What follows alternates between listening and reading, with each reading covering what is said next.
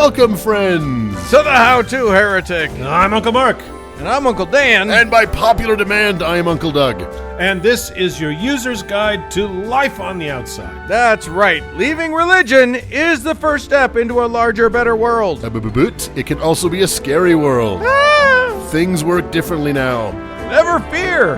That's why we're here. We're your audio uncles. And with help from good friends and experts in all sorts of fields, we're going to share the stories and seek the knowledge to build a great life. After all, you only get one that we know of, so you better make the most of it.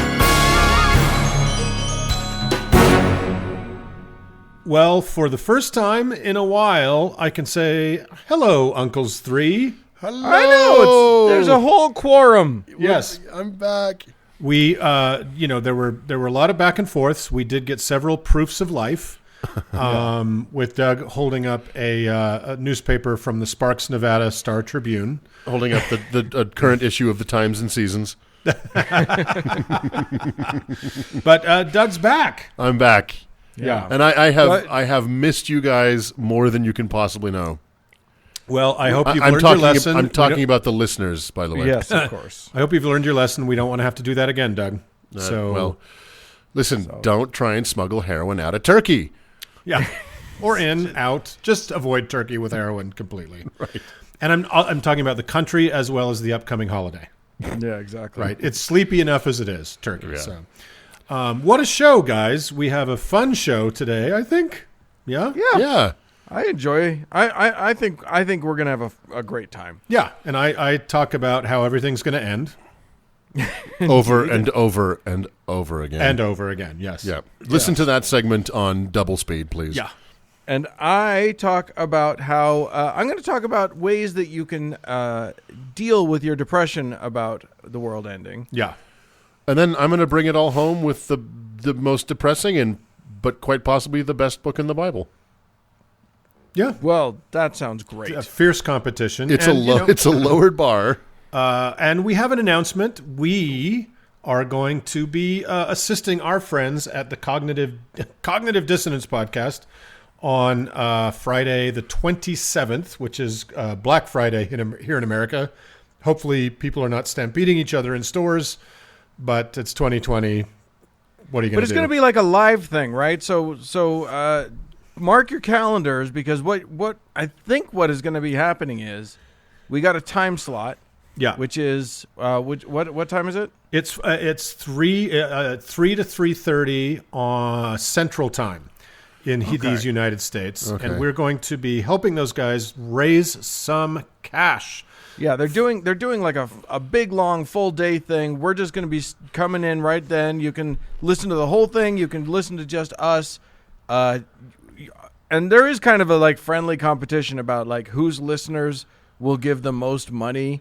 Yeah. Because this is going to be raising money to try and get our country back to some sanity. Yeah. We're gonna be trying to help out Georgia with their senatorial shit. Yeah, with their two runoff Senate races with two men who are infinitely better in every way than the two shitbags that Georgia has in the Senate right now.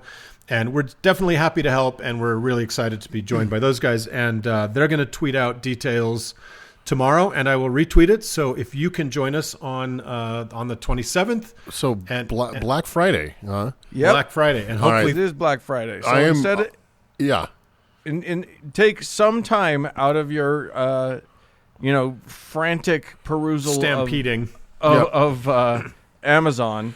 Well, I'm gonna have to go to the Sharper Image earlier in the week to buy that robotic dog that does backflips because I want it. Yeah. So instead of killing or being killed by your fellow Americans in a sliding door to buy a piece of shit plastic thing for the kids that hate you anyway, why don't you throw a few bucks during our segment at this cause, and let's try to do some actual good in the world. Yeah. And also beat the other podcasts. That's right. So that's the greater good right in this world. So with that, let's do a show. Woohoo!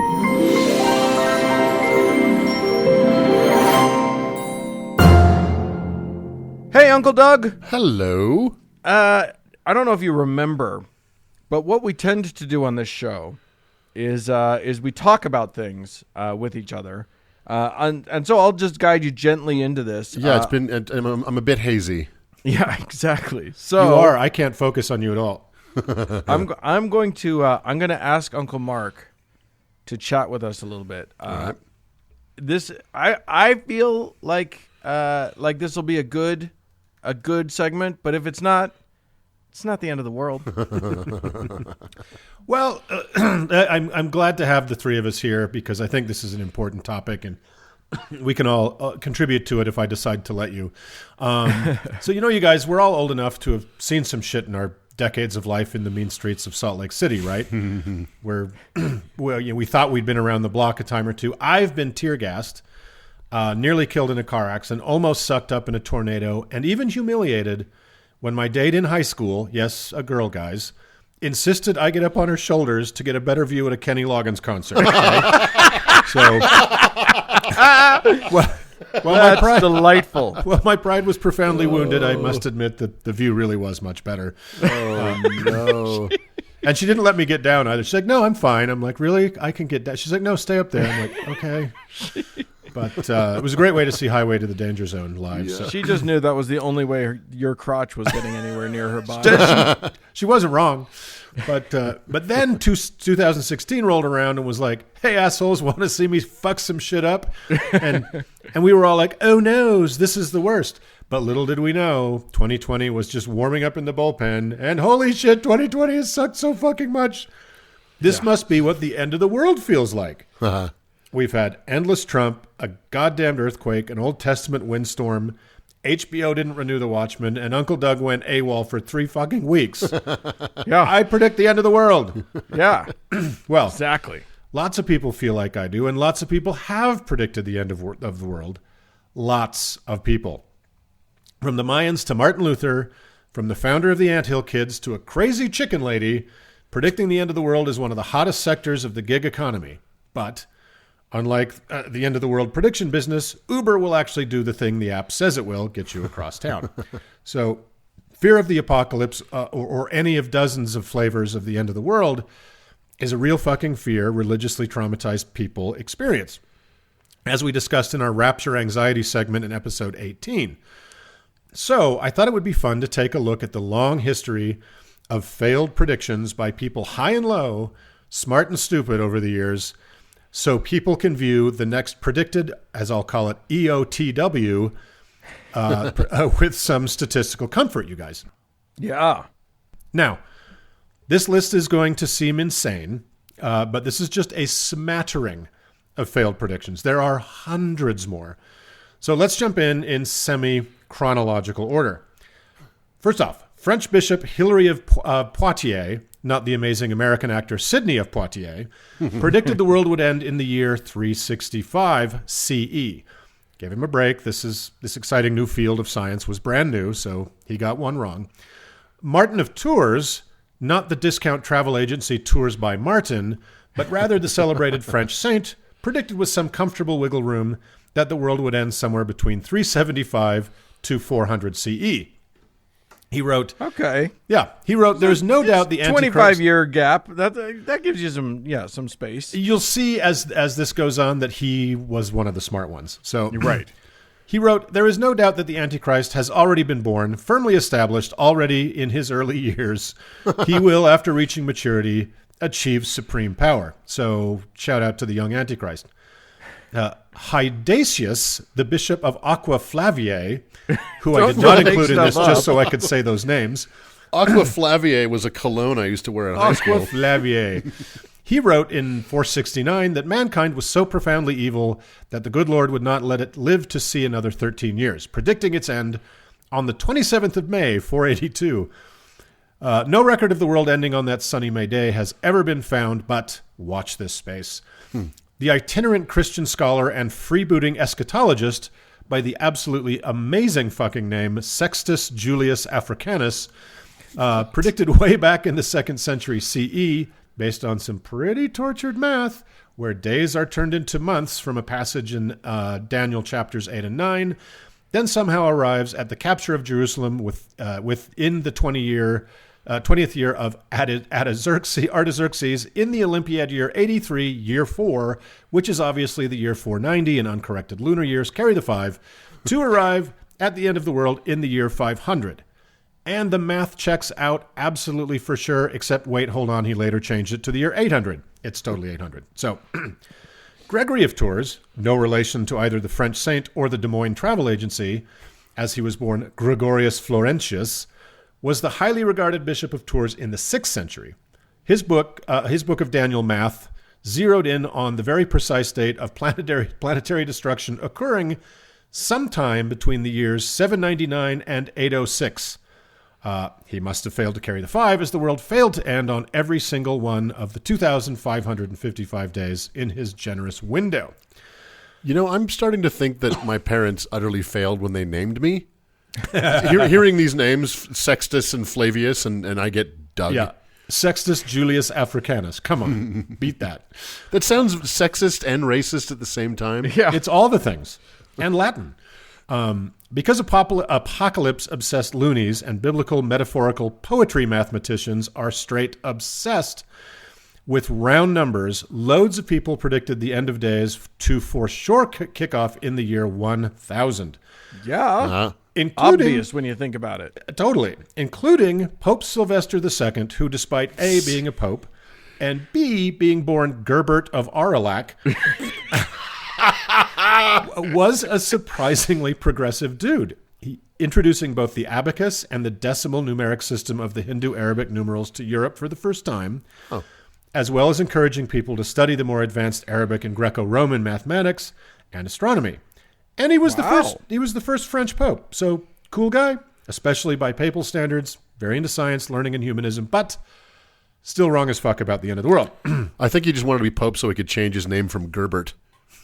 Yeah, but he changed it to Sylvester, so I don't know if he that seems like a wash. Feels like a lateral move to me. So the very weird 12th century Italian mystic and theologian, and what 12th century Italian mystic and theologian isn't really weird, I always say, Joachim of Fiore was absolutely certain the bookend to creation would occur on the exact moment of a 60-year spread sometime between 1200 and 1260, as it failed to happen on any single one of the available 21,900 days. He had a sad. But not to worry, being wrong about the second most important date in human history over and over again has zero effect on people's faith in you for some reason. So Joachim of Fiore spawned a whole following who called themselves Joachites, who kept up the guessing game, hitting on the years 1290, 1335, and 1378. Jury's still out on those. Now, Pope Innocent III, who, trust me, was far from the third most innocent pope, had his own prediction. He carried a big stick in medieval Europe, reasserting papal dominance over all the Christian kings. And while the hideousness of the Crusades began well before him, he really jammed a buckled velvet slipper down on the gas, greatly expanding the Catholic war to exterminate the Muslims and expel them from the Holy Land. In fact, his hatred of the Muslims is what he based his mathematical prediction on, saying the world would be consumed by Christ's loving fire in 1284, which was 666 years after the rise of Islam. He seems nice. Wrong, but nice. And you didn't have to be a murder pope or wandering mathematician who wasn't afraid to get to the square root of Iron Age Semitic fables to get into the end of the world game. You could maybe be a painter, like master of the early Italian Renaissance, Alessandro di Mariano di Vanni Filippi, more commonly known as Sandro Botticelli. He of one of the most famous works in Western art, The Birth of Venus, with the pretty naked lady on the half shell. Renaissance artists thought of themselves as all-around smarty pants, refusing to limit themselves to being shockingly fucking good at just one thing. See Da Vinci, Leonardo for further reading on that. But since Botticelli predicted the end of this wicked world sometime in 1503, yet himself outlived that by 7 years, I think he should have stuck to his frescoes. Yeah. So how about a lightning round? German priest, astrologer, and astronomer Johannes Stoffler took his second bite at the end times apple, predicting it would occur on the 20th of February, 1524, after his first prediction came and went. He died of the plague, but not before seeing he was wrong twice. German Anabaptist prophet Melchior Hoffmann predicted Christ's fiery return in 1533, but somehow pissed off the Catholics and died in prison 10 years after his precious Jesus didn't come back. French theologian Pierre Dialy predicted the world's end in 1555. Spanish reformer Michael Servetus predicted it would be in 1585. The wonderfully named astronomer Regiomontanus called dibs on 1588. Little-known door decorator and Jew-hater supreme Martin Luther was dead certain it would end in 1600. There's those round numbers again. Our dear old friend and runner-up messiah Shaddai Zevi, who we had a ball discussing in episode 79, predicted the year 1648, then recalculated it to 1666. But anyway, he had subsequently been, quote, convinced to become a Muslim and keep his yap shut long before either of those never happened. Little-known amateur sailor and grandmaster professional genocidal fuckface Christopher Columbus said why the fuck not and threw his purple velvet hat into the ring, predicting this round world would end in 1658. Sorry, Chris, wrong again. And as you can imagine, 1666 was a particularly itchy year for biblical literalists, including some hardcore puritanical wackos in England called the Fifth Monarchists, who, to be fair to them, found the triple sixes, the raging bubonic plague, and the Great Fire of London to be pretty bad omens. Yeah. I think they had a fairly solid case. Calvinist minister Johann Heinrich Alsted predicted 1694, as did Johann Jacob Zimmermann. Godfather of the Salem witch trials Cotton Mather predicted the year 1697. Then when that failed, he revised his guesses twice more. John Napier guessed 1688, then found some late ballots and revised it to 1700. I mean, you get it for fuck's sake. From the 2nd century forward, excited apocalypse anticipatory prediction is what March Madness brackets are today. Something everybody in the office does because everybody else is doing it, right? So let's jump ahead 100 years. We can hopscotch over many, many, many more failed predictions. Closer to the modern age, hopefully trying to guess the horrible death of the planet by multiplying Exodus by Deuteronomy and then dividing by Genesis, has hardly waned as a fun pastime for crazy people who want Jesus to incinerate all the people that they hate. If anything, it's picked up steam. Remember the crazy chicken lady I mentioned in the beginning, guys? Yes, how could I forget? A woman named Mary Bateman prophesied the world would end in 1806. How did she know?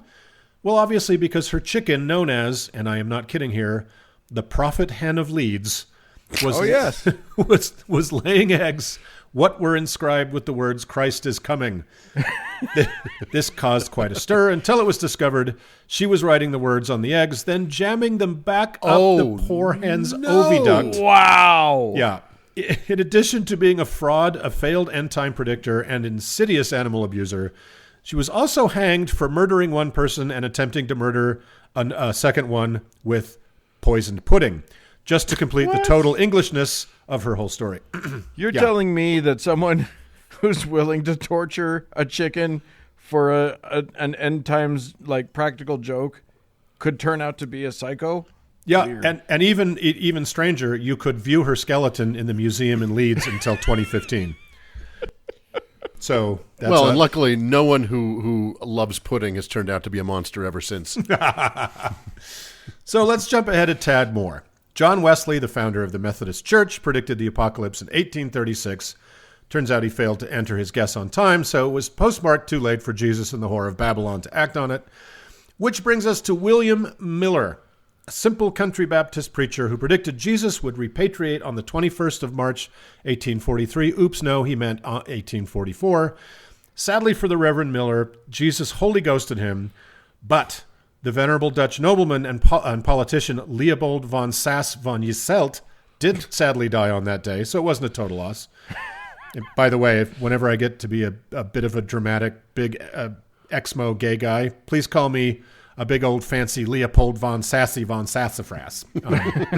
Anyway, what were we talking about? You were on the Millerites. You were doing... So what were known as the Millerites transformed eventually into both the Jehovah's Witnesses and the Seventh-day Adventists, following what would become known as the Great Disappointment.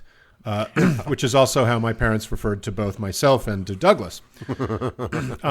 Maybe real person, maybe not. Mother Shipton, a.k.a. Ursula Soothtel, that we explored back in episode 161, apparently wrote, "The world to an end shall come in 1881, except no, she probably didn't because she probably never existed."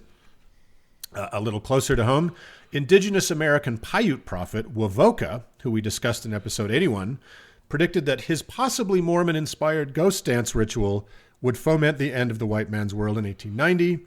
He was woefully wrong. Charles Taze Russell, the spiritual founder of the Jehovah's Witnesses, apparently having not learned anything about putting an exact date on prophecy from the Great Disappointment, prophesied Jesus would burn the earth and separate the goats from the sheep in 1914. He himself survived his own prediction by 2 years.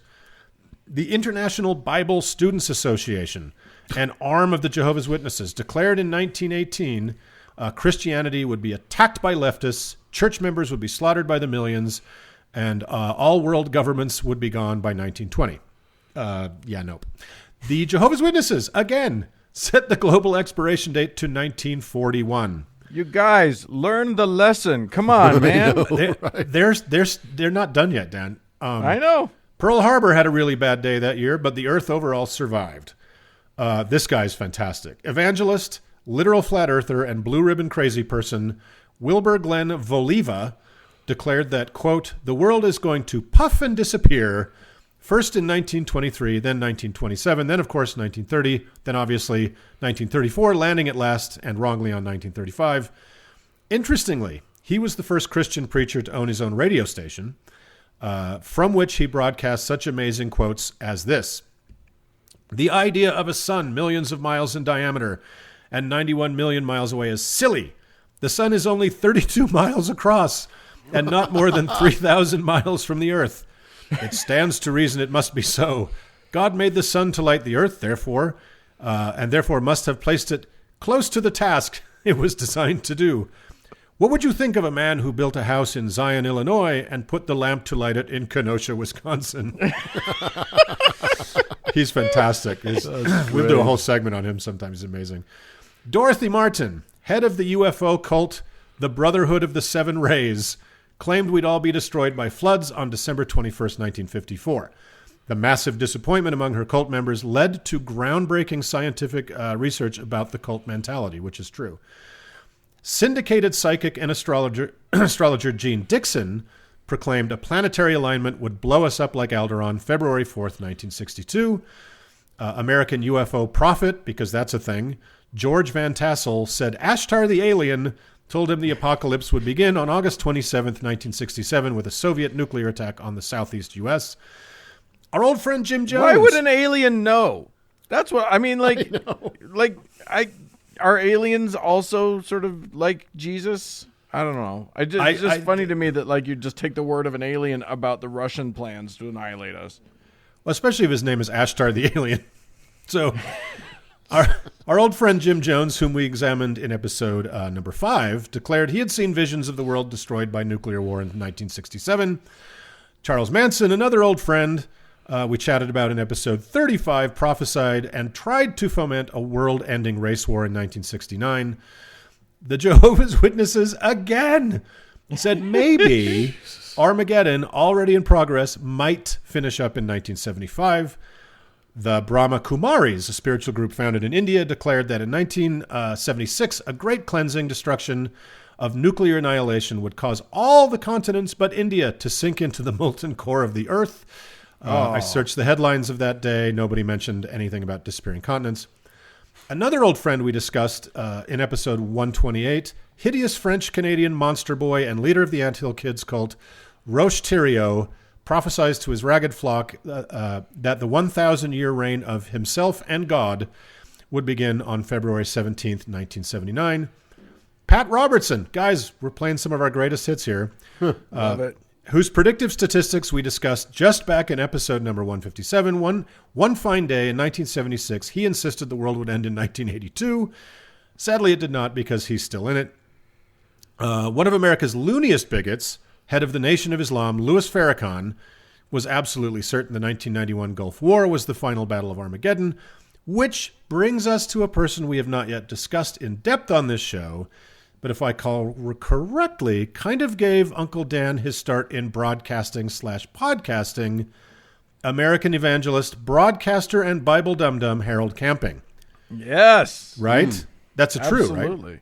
That is true. Frank and I, we hadn't yet done a podcast. We had talked about it, and then we decided to do a trial run with a live show on a local radio, internet radio program, and we just did Rapture Watch. Yeah, all about Camping's predictions. On right? on the day of the prediction, we just waited for it to happen. It never came true. You're cute that you said prediction singular. So, oh, right. using the peer-reviewed, foolproof scientific method of projecting future events by comparing events in the Hebrew calendar to the lunar calendar, then, of course, comparing those to the Gregorian calendar and rounding up or down as needed, Camping declared with total certainty that the world would end on the 6th of September, 1994, then, of course, realized he had failed to multiply the 7 horns by the 7 heads and an equal number of brides for brothers. So naturally, he revised the date for his much-desired day of planetary genocide to just 3 weeks later, and again for 4 days after that, and oopsie, once again for the 31st of March, 1995, oh shit, and again for March 21st, 2011, for sure, except no, he for real meant October 21st of the same year. So, that's 0 for 7 for Harold Camping, who himself decamped the still extant world in December 2013. We're almost there, guys. It does feel like once you survive the first, being wrong, you realize you got nothing to lose. You might as well just keep going for it. I feel like your stock should plummet, but apparently not in the Christian world. I know, and they just keep doubling down, and it seems to continue to work. Yeah. So strange flying saucer cult leader who never blinked, Marshall Applewhite, who we discussed in episode 61, chose March 16th, 1997 as the day a comet trailing spaceship would take he and his followers away from an Earth shortly to be destroyed. That day turned out to be the end for him and 38 unfortunate souls who followed him. The rest of the world remained largely intact. Pretty decent day for Nike, though. It was a great day for Nike. And as you may have guessed, as the big 2000, the year 2000 rolled around, it was a pretty fucking crowded field rushing to get in on the eschatological action like last call at a bar in Dublin. Hang on tight, guys. The movement for the restoration of the 10 Commandments of God, a Christian cult in Uganda who we dubbed the Banana Beer Crazies when we discussed them in episode number 3, prophesied the end of the world, then fucking made it happen by poisoning and burning 778 people to death on January 1st of that year. The man whom Christopher Hitchens said could be buried in a matchbox if given an enema, all-around horrible person and father of an all-around horrible person bearing the same name, Jerry Falwell, predicted 2000 would be the year God's judgment would commence. Tim LaHaye and Jerry B. Jenkins, the evil scaremongers behind the Left Behind series of pop scare Bible fanfic books and super good movies, declared the computer meltdown of Y2K would unleash the Antichrist, which is in doubt, but it did unleash Nicolas Cage into the saddest, most exhausted role in a long, sad, and exhausted career. Another friend, potentially world record-holding rapist and the pharaoh of rural Georgia, Malachi Z. York, the former head of the Nubian nation that we discussed in episode 43, claimed that in the year 2000, a planetary alignment would pull all the planets towards the sun, causing what he called a, quote, star holocaust, which, oddly, was also the original title of the movie Cats. In addition to all those cranks that predicted the year 2000 as the end, so did the sleeping prophet Edgar Cayce, the 13th century French theologian Peter Olivi, as did friend of the show and true father of humanity, the Reverend Sun Myung Moon, who we examined in episode 47, as did pastor and executive Ed Dobson at the perfectly misnamed Moral Majority, as did Christian psychic Ruth Montgomery, as did Pentecostal evangelist Lester Sumrall, as did 18th century preacher Jonathan Edwards. I could go on and on, but I won't.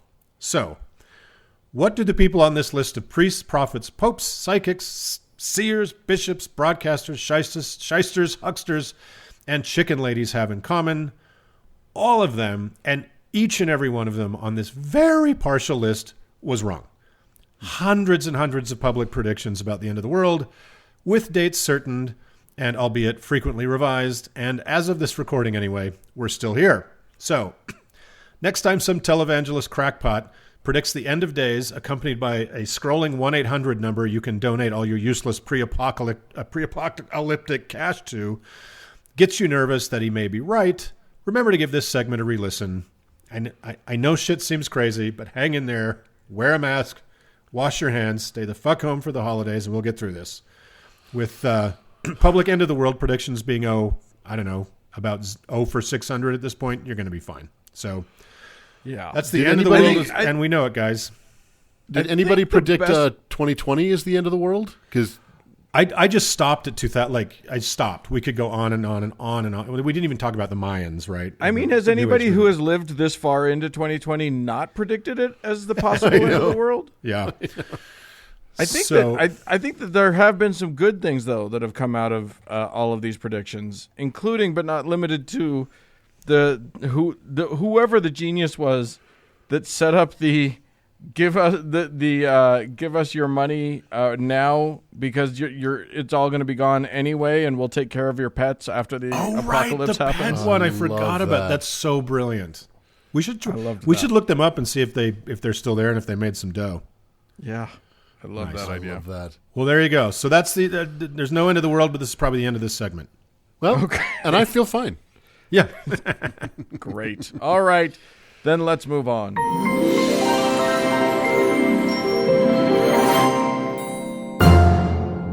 Uncle Mark. Yes. I don't really know what to do now. It's been so long. It's a tricky game we play. Yeah, you're out of the game, dude. Like you've been out of the game way too long. I'm rusty. Yeah. I would like to make a joke about what Uncle Dan's about to do, but I have even though he told us what it is. Well, I'll tell you what, Doug. If you just relax and listen to my voice, I may be able to retrieve the joke that you were going to make. Oh, please. Yeah. So relax and imagine a little spiraling thingamajig in front of you. Okay. Yeah. Dan, now that I've prepared him, yeah, you get in there, and this is, guys, we're doing Inception. So where do I input my credit card number? just text it to me. It'll be fine. Yeah.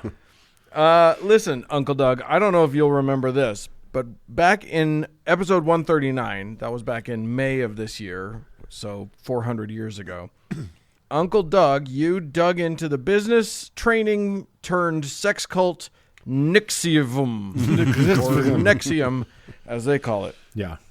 It was such an interesting segment that months later, both HBO and Starz released documentary series about them. So, that's right. You're well welcome. done, Doug. We Thank scooped you. them. Yep. That's right. You heard it here first. Yeah, exactly. If you've watched HBO's The Vow or Starz' Seduced, you know that they both rightly focus on the head creep in charge, sociopath rapist, and goblin-sized volleyball enthusiast Keith Raniere. We now know even more about that monster, and spoiler alert, last month he was sentenced to 120 years in prison. So, hooray! Can you imagine what it's going to be like for him coming out of prison that old? To be like 165. Yeah. That's tough, man. That. He'll be 180 by then. I hope they have some good vocational training for future jobs when he gets out. Yeah, maybe they'll let him off in 100 years for good behavior. Probably. I don't see good behavior as in his physiognomy. Right, exactly. Well, here's the thing. We hear plenty about Raniere, but we hear a lot less about Nancy Saltzman, the co-founder of the group and prefect to Raniere's Vanguard. Yeah. As I watched the two series, I became more and more intrigued by Saltzman. Here's a nice-seeming middle-aged woman with an infectious smile who is positively revered by the Nexium members. But what did I know about her? After watching hours of fascinating documentary about the cult she helped start, I still knew almost nothing. One thing that did keep popping up, though, was that they kept mentioning that she was trained in hypnosis and something called NLP. That seemed like it might be worth investigating, so down the rabbit hole I went. And the thing is, this is the kind of rabbit hole that takes some of your own digging to figure out what's really going on. Mm-hmm. But I'll give you the broad strokes first. NLP stands, in this case, for neuro-linguistic programming. I say in this case because, confusingly, NLP can also stand for natural language processing, which sounds crazily similar, but is in fact all about computers understanding human language better and has nothing to do with the other NLP, so forget it. That was a solid 20 minutes of my You're never going to get back. Our NLP was invented by Richard Bandler and John Grinder, and before he was kicked out of the band, a guy named Frank Pusilek. Now, you'd think that getting together guys named Bandler, Pusilek, and Grinder could only result in the dirtiest of hookup apps. But this was, in fact, the 1970s, so the tech just wasn't there yet. Imagine going through high school as a Pusilek. Right? No, exactly. Grinder and Pusilek. I knew a girl whose last name was Skanky, and that was bad enough. Wow. True story. Yeah, true story. Wow. Some families just need to change the family name. Yeah. Just give up. Anyway, instead of the hookup app, what they came up with was a system of modeling cognitive behavioral patterns in an attempt to create a new form of psychotherapy. Now, NLP centers on the idea that there's a link between your brain and your neurological function and language, and that somehow you can manipulate your language behavior to fix your psychological issues. So everything in NLP seems to do with the word model. This was all about modeling. Here's a real single sentence from the Wikipedia page about NLP. It's talking about a woman named Virginia Satir, whose work, along with a whole bunch of other people's, was very influential on these guys. Quote, Bandler and Grinder say that they used their own process of modeling to model Virginia Satir so that they could produce what they termed the meta-model, a model for gathering information and challenging a client's language and underlying thinking. So, modeling. The idea seemed to be that you could take the patient's story about themselves and analyze the language of it to therapeutic effect. By calling out distortions, making general statements specific, and filling in gaps, you could fully flesh out what was really happening in a person's mind and thereby get at the heart of matters. Okay, I guess. Then they started working with the ideas of a guy named Milton Erickson, who worked in therapeutic hypnosis. They incorporated hypnotic language into their methodology to induce a trance state. This was meant to open the patient to the therapist's suggestion. What seems to have happened is that Bandler and Grinder read a bunch of theories from a huge... Just still getting it. You're just going to have to get over it. Yeah. I could switch it, Grinder and Bandler, but I don't think it makes it. I don't think it makes it any better. Still a shitty law firm anyway. You cut it. Or a sexy one. Yeah. Anyway, they read a bunch of theories from a huge swath of different people, including, interestingly, Noam Chomsky, among myriad others, and cobbled them together into a kind of Franken method. Much of what they used wasn't proven effective or even scientific. The Chomsky that they drew from, for example, was linguistic theory and philosophy, and never meant to be used as a therapy. But that's okay, because Bandler and Grinder seem to have just stolen some of his terminology without really understanding what he was getting at anyway. That seems to have been a pattern with these guys. What they ended up with was a mishmash of ideas and language. A new age self-help gumbo that bounced off concepts like psychology, linguistics, mathematics, logic, like a ball in a pinball machine, creating a sciencey sounding theory that, when tested and analyzed, never showed any significant ability to help people. Here's a quote from Bandler himself talking about creating NLP. NLP is based on finding out what works and formalizing it. In order to formalize patterns, I used everything from linguistics to holography. The models that constitute NLP are all formal models based on mathematical, logical principles such as predicate calculus and the mathematical equations underlying holography. That's right, holography. Holography. As in holograms. You know those three-dimensional pictures? That's part of the therapy, I guess. What expertise in holography did either of them have?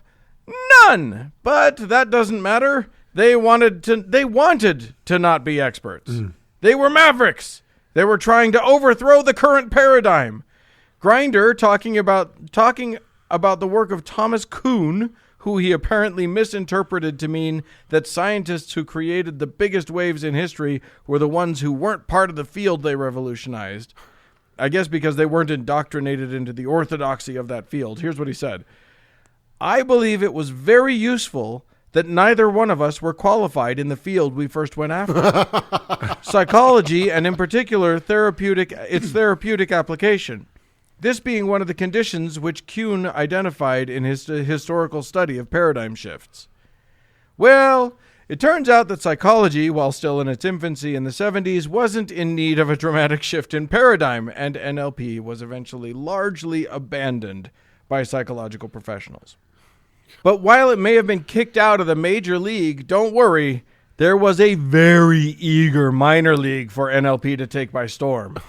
The self-help Woo Patrol took up the banner and ran with it. Most famously, enormous mouth with human-attached Tony Robbins, trained with Grinder, and incorporated some NLP ideas into his own motivational speaking / coaching business. He's done, right? Like, didn't something happen with him? Didn't he Oh, I don't think he's done. I mean, lots of things have happened. I think he's been accused of some stuff, but I think he's still going. I think... I'm not. Well, he's really motivated. You got to give him that. Exactly. Yeah. I mean, having a net worth of over $500 million will do that to and you. Being 11 feet tall. He's the Home Depot 12-foot skeleton. That was modeled on him. Yeah.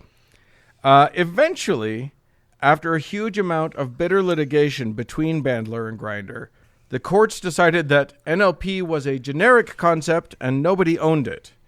This led to a bonanza. Anybody could take the concepts and modify them, add to them, teach them, employ them. There were and are no established best practices. Because this was outside of mainstream therapeutic science, there was no governing body to call anyone out. Organizations have arisen, of course, but there are no official accreditations or credentials needed to practice NLP. It's the psychological version of a FEDRA. It just cannot be brought to heel in any way, right? Yeah, exactly. There is, for instance, a British Board of Neuro-Linguistic Programming, but gaining membership is not exactly difficult, as one TV presenter discovered when he was able to gain acceptance for his cat. No way. So, what does it do, according to practitioners? Well, the big claims are that NLP can help you, quote, transform your life. Want to break a habit? NLP. Want to succeed in business? NLP. Afraid of bees? NLP. Have AIDS? NLP. No. Well, the medical claims are more rare. But this is woo, so you know that sooner or later someone's going to start claiming that it'll fix your sciatica or cure your cancer, and they have done. And then there's the claim that I kept running into. Want to be a better salesperson? NLP will get you there. Now, in a woo that talks about boosting self-confidence, one might be tempted to gloss over this idea of improving salesmanship. But this had a different feel to it. It wasn't just about establishing rapport or dealing with rejection. They seemed to have something different up their sleeve, but in my research, I was really having trouble putting my finger on what I was picking up on. Everything was just so vague, unless I wanted to pay the $40 to take the course. Of course. It was a little nagging feeling that I had, that there was something I didn't understand, and that's what led me to what seems like the darker side of NLP.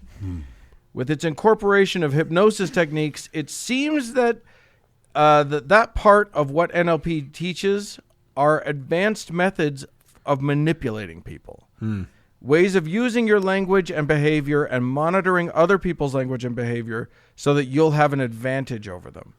These concepts these concepts were developed to be used by therapists to help them understand their clients and dig deep into their subconscious to place positive, helpful suggestions. But therapists are bound by an ethical code. Doofuses who learned NLP from a guy at a meeting room in a local La Quinta aren't. Now, it's unclear to me how effective these techniques are in the real world. If the therapy can't be shown to be useful, you'd think that it wouldn't be an effective tool for nefarious purposes either. But I'm not sure about that. This isn't something that has been well studied.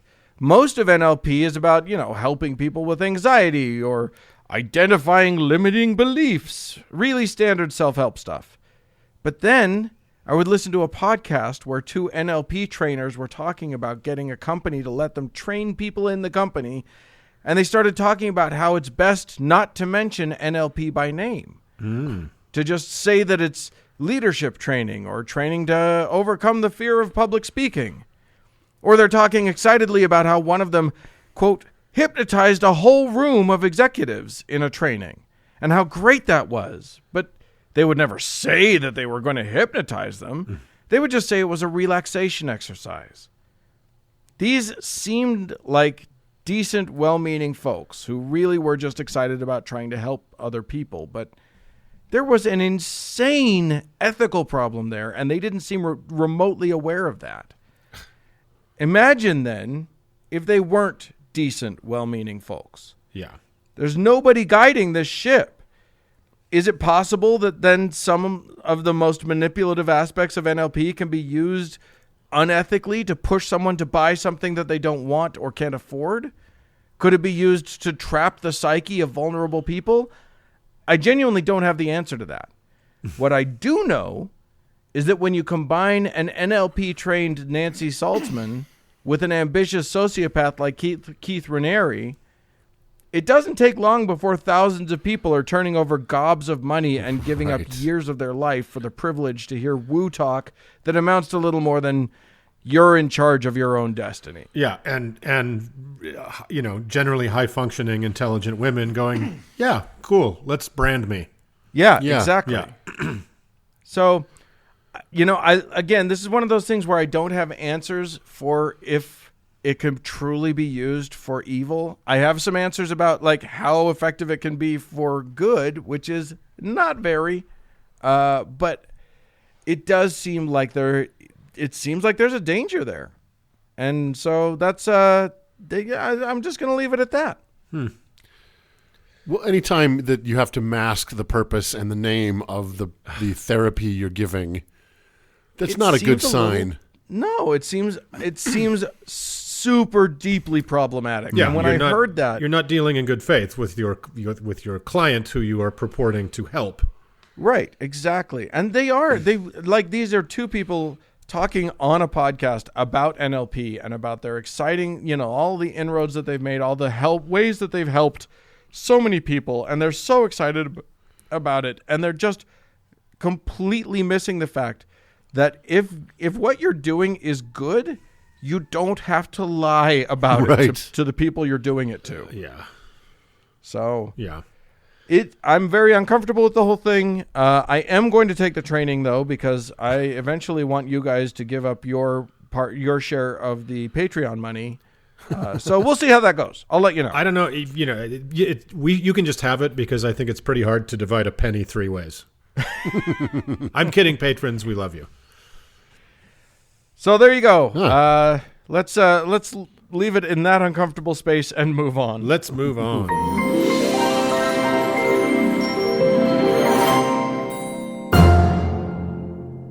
Uncles. Hello. Hello. We here at this show, we put it out into the world. We give it to the people for free. Yeah. And then we leave it to them to decide in their heart if it's something that's worth a little bit of their coin to kick our way. We don't fault anybody. We're not mad at anybody who doesn't give their money, but we do love the people who give money more. Yeah. So we have some folks to thank today. These are the people who put gas in our engine. So thanks to Carrie. Thanks to Balsamea. I'm hoping I'm pronouncing that even remotely correctly. And Uncle Mark, we've got some people. Those are the people on Patreon. We got some one-time donations too, don't we? We do. Our friend Tim, who's been a very generous patron in his strange way, gave us a very generous donation on PayPal, as did Grandpa Jerry. Incredibly kind. Thank you guys so much. Yeah, just so great. We appreciate it. And, if you can't throw a little coin our way, which we totally understand, one of the things that you can do is you can give us 5 stars. You can write a review. And here's my new motivation for writing a review, you guys. I'm going to try to read a review a week. I might skip a week or two. But I'm just going to read one of our reviews right now. So this person is now going to be famous. Yes. You ready? Make them famous, like Billy This the is Kid. this is a review by Burger Crunch. Thank you, Burger Crunch, on iTunes, and it says, "Uncle Love" is the title. 5 stars. I finally realized I was in a cult. Unfortunately, it took 57 years. Wow. Oh man. Never fear, though. Uncles Dan, Doug, and Mark have brought humor and therapy to help me through the mess. Thanks, uncles. This podcast is most excellent episode after episode. Oh. Thank you, So Burger that's- Crunch. He must very have written sweet. that. He wrote that before my absence, apparently. We're not gendering Burger Crunch. We do not know Burger Crunch's. The They more- wrote that. They wrote that before my absence, apparently. The more, we are more likely to read that review on the air, the more like it is a news person on North Korean television. So the more saccharine sweet it is, you're going to get read, right? Yeah. Well, or if you write it like a newsreel, we might do that mid-Atlantic 1920s newsreel thing. Exactly. Who knows? And Inspire us. I promise and- you this: if your review contains the term "purple nurple," we will read it on air.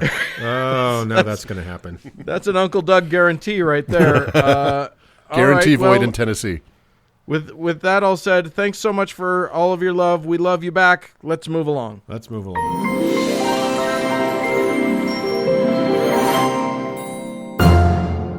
Uncle Dan, Hello. how you doing there? Oh, here I am. I'm great, but I could use something peppy in my life. Well, you know what I like is What? I like What's that? I like a chestnut. You know what I mean? Sure. I like Oh, yeah? I like a bromide. Oh yeah, a little happy thought. A little life lesson, something a bit longer than a fortune cookie, but a little shorter than a good talking to, I suppose. Sure. Yeah. Who doesn't like that? Yeah. It's it's instructional. It's inspirational. Yeah. If only we had something like that to go well. on. Well, dear uncles, I'm here to help. Finally, once again. Yeah, for fuck's sake. Yeah, I mean, like a cold sore or a bumbling former mayor of New York, I'm back, baby. I want to thank you two for carrying on in my absence, and I want to give a special shout out to Frank and Lauren, who put their shoulders to the wheel and helped carry the load. No, it was great, actually. It was nice. Yeah, it was actually pretty refreshing. Yeah. Oh, yeah, thank you guys. But most of all, I want to thank all the listeners who stuck it out these past few weeks with what must have sounded like the Beatles made up only of Ringos, or a Transformer movie with all the action edited out, leaving only the exposition, or like watching Top Gun without the soundtrack, or the super macho, not at all extremely gay volleyball scene, or a monster truck rally with nothing more than electric mopeds, or any Pink Floyd album before Dark Side of the Moon, Okay, I think we're good. or season 8 of Game of Thrones. I could go on. No need. You're clearly, yeah. I mean, delusion has no boundaries, really. Yeah. So, I've been gone a few weeks. What did I miss? Anything happen while I was gone? No, it was pretty uneventful. Yeah. Like, not a lot happened. All right. Well, in spite of that, I got today's subject from the mouth of our soon-to-be normal president, Joseph Rosenthal Biden. Rosenthal. I don't know if what isn't it kind It's of not Robinette. Rosenthal. It's like Robinette. it's like Robin something. It's Robinette. I think it's his mother's Robinette, maiden, that's what it is. maiden name. Oh, cute. Who, in his first speech after it was announced that America had decided to return to the norm of voting for white male presidents after flirting with one African American and one villainous vermilion virus vector, although he merely referenced scripture, saying that to everything there is a season, he was specifically quoting the book of Ecclesiastes, which is what I want to talk about today. I think he was quoting, I hate to call you out, Uncle Doug, but I'm pretty sure he was quoting a song by the Byrds. We'll get to that. Okay. It always kind of galls me. How come nobody's ever done there's always a seasoning. There's a time, you know what I mean? Like a spice company. Maybe a time that's what for every season? Yeah. Yeah. Think about the missed THYME, crossover sponsorship opportunity for a band called The Byrds not to have a song called To Everything There Is a Seasoning. Right. Yeah. And they could sell that at Four Seasonings, allspice, wholesale. Exactly. Right, off Route 16. Yeah. So it always kind of galls me when religious people say, as Scripture says, as though all verses in the Bible are all the same. Mm-hmm. If nothing else in this show, we have demonstrated that all Bible verses were not created equal. Some do indeed extol virtues and admonish evil, while others encourage the reader to bash infant babies on rocks. It's a mixed bag. However, in the Bible, the book of Ecclesiastes is widely regarded as one of the good books in the good book. And given the fact that it clocks in at a mere 12 short chapters, it at least adheres to Uncle Doug's first rule of the Bible. I don't know if you guys have noticed, but I have decided to claim all the short books in the Bible, leaving you with no choice but to slog your way through Proverbs and Isaiah, so dibs. Yeah. However, the book is also considered to be good, or at least not actively harmful, because it contains some of the most iconic and poetic verses in the whole sloppy mess. Although it is a mighty lowered bar, today I'm going to prove these people correct. Ecclesiastes may be the best book in the Bible, but not at all for the reasons they think. Except maybe for the book of Job.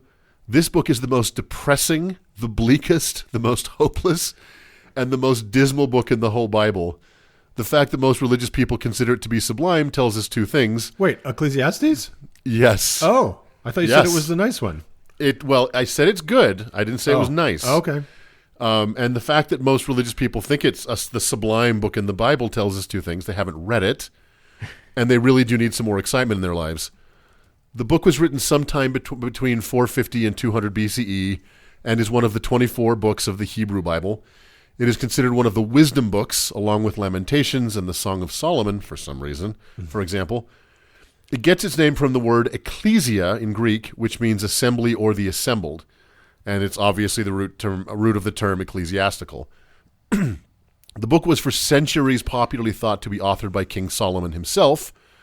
However, modern scholars have rejected this, not least because Solomon in all likelihood never lived. But the book does begin with, quote, the words of the preacher, the son of David, king in Jerusalem.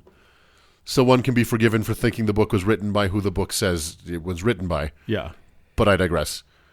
The book itself is a set of reflections by a king named Koheleth on his life, his futile attempts at happiness, and the utter pointlessness of human existence. Spoiler alert, it's not a happy story. Right out of the gate in verse 2, we're in for a bit of a gloomy adventure with, quote, vanity of vanities, saith the preacher, vanity of vanities, all is vanity. What profit hath a man of all his labor which he taketh under the sun? One generation passeth away, and another generation cometh, but the earth abideth forever. He goes on to lament that life is Dust in the wind. Exactly. That's very much. Yeah. He goes on to lament that life is essentially pointless and that, quote, there is no new thing under the sun, which he says something like 30 times in this book. In what will become a theme of the book, Koheleth laments that the search for wisdom will eventually and inevitably lead to sorrow. Quote, I have seen all the works that are done under the sun, and behold, all is vanity and vexation of spirit. That which is crooked cannot be made straight. That which is wanting cannot be numbered. For in much wisdom is much grief, and he that increaseth knowledge increaseth sorrow.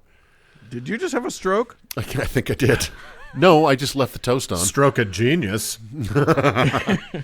In chapter 2, begins with Koheleth lamenting the ephemeral nature of his accomplishments and the fact that laughter, wine, singers, fountains, musical instruments, and great works did nothing to make him ultimately happy. Oh. Clearly, he never met a Boda box. He complains that owning great numbers of livestock brought him no happiness, and because this is the Bible, neither did owning droves of slaves, Even when the slaves were born in his own house unto slavery, it didn't cheer him up. Poor What do guy. you like? You know, it's the age-old adage, which is probably from Ecclesiastes. What do you get the guy that has everything? Exactly. He Not more wallows in- slaves, apparently. Right. Now I got to go back to the drawing board on that one. Exactly. He wallows in the fact that for the wise men and the fool, for the rich men and the poor, the end is all the same, death. Chapter 3 begins with one of the most famous and oft-quoted passages in the entire Bible. Well, just a sec, though. He was living during Bible time. Truly. Yeah. Truly. Yeah. I mean, even for a king, it must have been really shitty. Super shit, right? And really, The if worst. the Bible has taught us one thing, it stunk. That's right. As we discussed with Lauren, the Bible is about three things. Ointment's good, women bad, birds worse. Birds are the terrible. Exactly.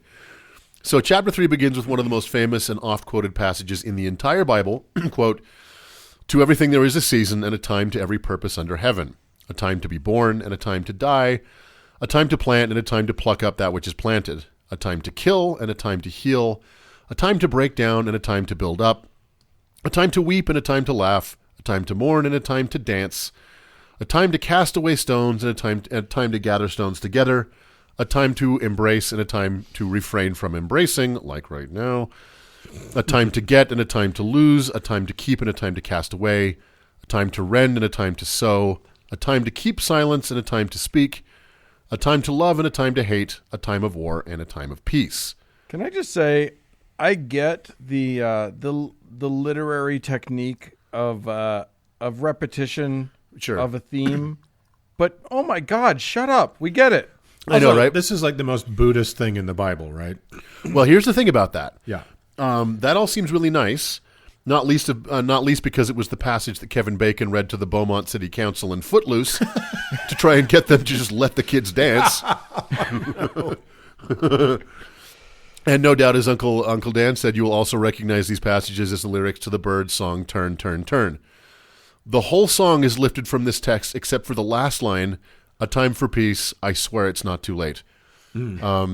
However, the fact is that the author is actually wrestling with the fact that beauty fades and the cold, icy scythe of death comes for us all. It's not actually the Zen-like pearl that everyone thinks it is, but an acknowledgement that everything that grows will die and everything good will end. It should be renamed, "It all sucks, what's the point?" It's pretty much it. This passage is oft-quoted as a hopeful message that as bad as things might be, they will get better. However, it's just as easy to see the opposite, that however good things might be, something terrible is bound to come. And given the headspace that Koheleth is in, it seems pretty clear that it's the latter. It's kind of like when people play Every Breath You Take for their wedding song. Exactly. Right? Exactly. Yeah. The chapter ends with these uplifting verses, quote, "For that which befalleth the sons of men befalleth the beasts. Even one thing befalleth them, as the one dieth, so dieth the other. Yea, they all have one breast, so that a man hath no preeminence above the beast. For all is vanity, all go unto one place, all are of the dust, and all return to dust again." Sorry. You do not want to love hire it. this guy as a mall Santa. And yes, this is where we get the funerary recitation, "Ashes to ashes, dust to dust." Although it's not quite as depressing as Mo Sislak's recitation that he taped to his back when he stuck his head in a stove. No funeral. Chapter 4 starts off with two verses that should be tattooed on the forehead of every Christian who voted for Trump once or twice. Quote, "So I returned and considered all the oppressions that are done under the sun, and beheld the tears of such that were oppressed, and they had no comforter. And on the side of the oppressors there was power, but they had no comforter. Wherefore I praise the dead which are already dead more than the living which are yet alive." Was this written by me in my teenage years? No, or just last week. Do you know what would be awesome to do is to print up some really legit looking Hallmark cards with some of this, like some of the really shitty stuff in Ecclesiastes in them, and just kind of tuck them in among the other Hallmark cards, don't you think? I would love that. Be a very yes man What kind of. section of the card shop does this fit into? Condolences, but what's the point, I guess? Right. Yeah, exactly. Existential crisis. Yeah. Exactly.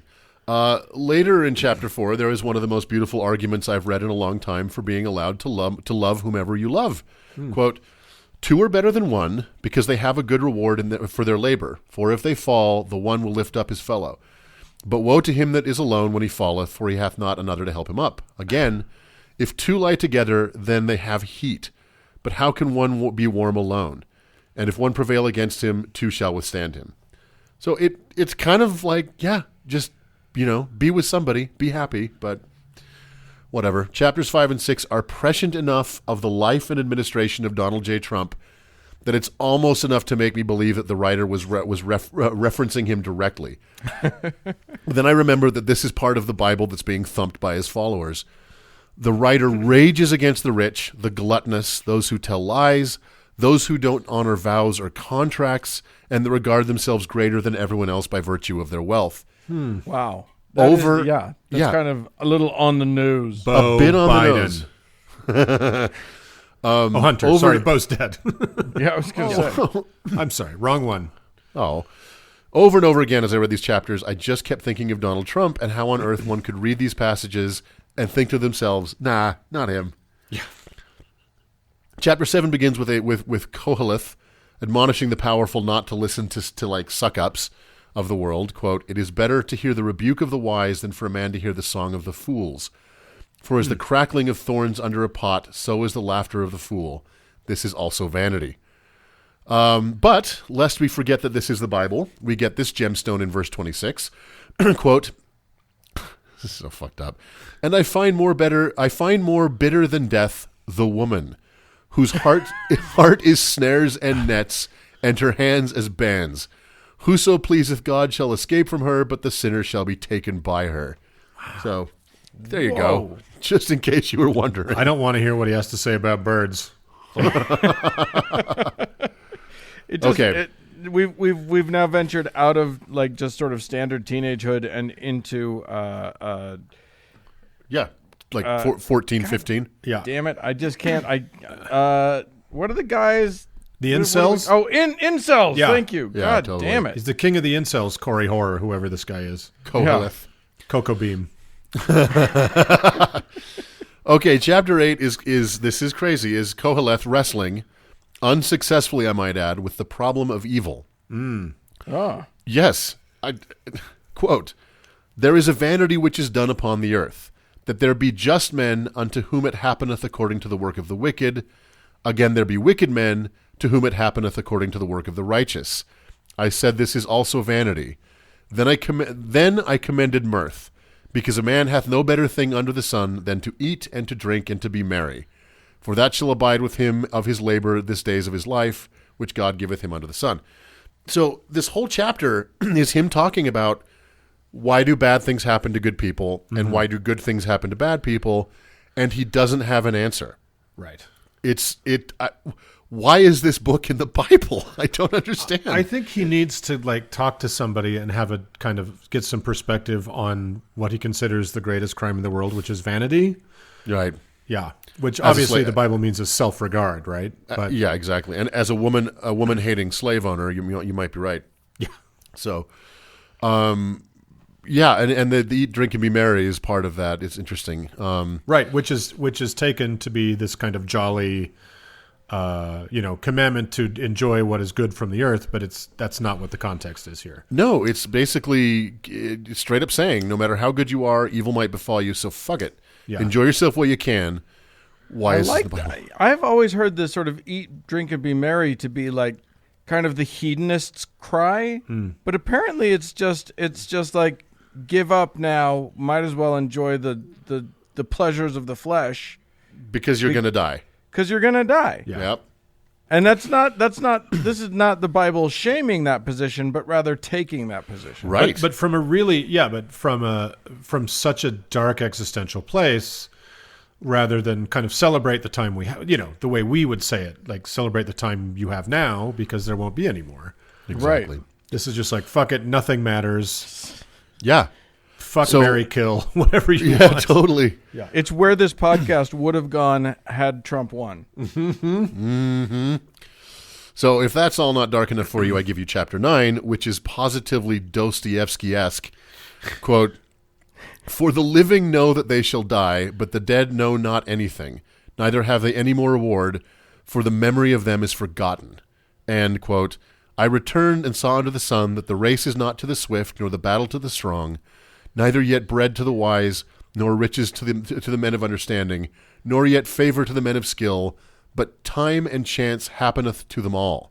For man also knoweth not his time, as the fishes are taken up by the evil net, and as the birds that are caught in the snare. So are the sons of men snared in an evil time, when it falleth suddenly upon them. Is it me, or did that start with him saying there is no afterlife? Well, here's the thing, and we're going to get to this a little later, but we'll talk about it now. There are a handful of references to the Lord in this book. Yeah. But most biblical scholars dispute most or all of them. They're added later, because the only reason this book is in the Bible is because someone had to be like, what the fuck is this book doing here? So there is no talk of the afterlife. There is no admonition to follow God because he's good. The only times he tells you to follow God is because God is basically a capricious, evil force, like a hurricane. So you might as well do good because he's going to get you. Yeah. You know what I mean? It's so bleak. No, I love this. And after he does get you, you'll die, and there will be nothing for you. Right. I love this ancient Semitic existentialism, actually. I think. Yeah. I agree. Yeah. And He beat I Nietzsche by thousands of years. Yeah. Right. Good job. Chapter 10 and 11 are another series of admonitions against wealth and avarice. And once again, I remain baffled that anyone who claims this book is their moral compass can feel anything but revulsion by the side of Trump. Chapter 12. As we've discussed with the Bible, if it can mean anything, it means nothing. Right, but this book is it's not unclear what the position of Koheleth is, what his mind is thinking. Yeah. Right? Like, he hates people like Donald Trump. Yeah. Anyway, chapter 12 brings this whole sad affair to an end with a series of dire predictions, including this gem in verse 5. Also, when they shall be afraid of that which is high, and fear shall be in the way, and the almond tree shall flourish, and the grasshopper shall be a burden, and desire shall fail, because man goeth to his long home, and the mourners go about in the street. I'm not sure why the grasshopper is a burden, but, you know. It ends with this. They eat all your shit. Yeah, fair enough. Yeah. Don't invite them in. They're like vampires. You have to invite them in. It ends with this obvious addition to try and make the book have any place in the Bible, quote, let us hear the conclusion of the whole matter. Fear God and keep his commandments, for this is the whole duty of man.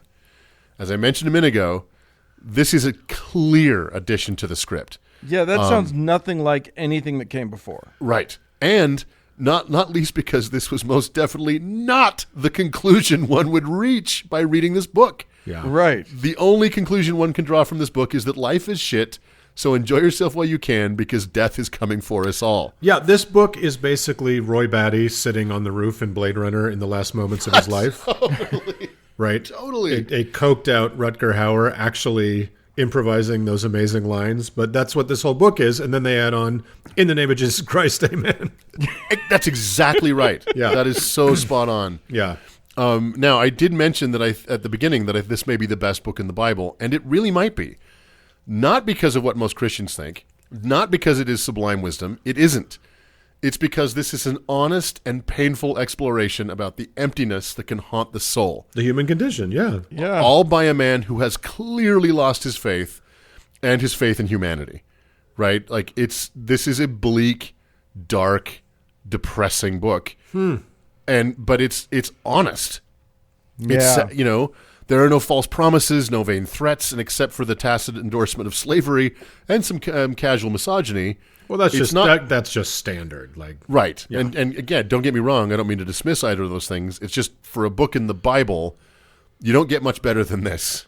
Yeah. So mostly, yeah. So Go ahead. I was just going to say, what's funny is that if you watch a movie like River Runs Through It or something with the good guy pastor, the true humanist, he's reading one little the race is not to the swift or something like that. Exactly. And stop. And then they don't read, 6 sentences on either side of that because everybody would run out of the church. But think about even that passage. The race is not to the swift nor the battle to the strong is an admission to the unfairness of the world. Right. Right? Like what is the point? If you're fast and you can't win, or you're strong and you can't be victorious. Well, it's a statement about the Electoral College. Not this time. Yeah. Mostly this book is just a sad man staring out the window at a world he no longer has faith in, lamenting the passage of time and the death of youth. For some reason, it speaks to me. I don't know why. Weird. For the life of me, I don't know why this book is in the Bible, because it is so. It's the crazy contradiction that it's in the Bible, and it is perceived as this sublime wisdom, when in reality, it is the most, kind of distilled, refutation of anything else the Bible might have to say. Yeah, totally. Yeah. It's crazy how much how opposite of what you're supposed to take away from the Bible that book is. Yeah, it's truly, and it to end this, it has a huge, perhaps more than any other book in the Bible, it has a huge presence in popular culture. Not least because A Time to Kill was a movie, and the Turn was one of the most. What an amazing film that was. Well, you know what I mean. Like it kind of. I won't put the litany out there, but there's a million references from this book. Yeah. In our popular culture. Yeah. And one of my favorite is that in Fahrenheit 451 by Ray Bradbury, Guy Montag memorizes the book of Ecclesiastes, and that's his contribution to the Afterscape. Mm-hmm. Is that book, which is I find a fascinating little nugget. Which is perfect about the bleakness of Fahrenheit 451, right? Exactly. I'm telling you, if 2020 goes too much longer, I am going to have to do the same thing. I will memorize. I will have nothing else to do, so I might as well. I'm going to memorize the Celestine prophecy. That's going to be my You guys are going to contribution. stick me with memorizing Ezekiel. Fuck you. Yeah, that's you. So there you go. Well, There's the book of Ecclesiastes. To every segment, there is an end. And this is it. Yeah. Moving on.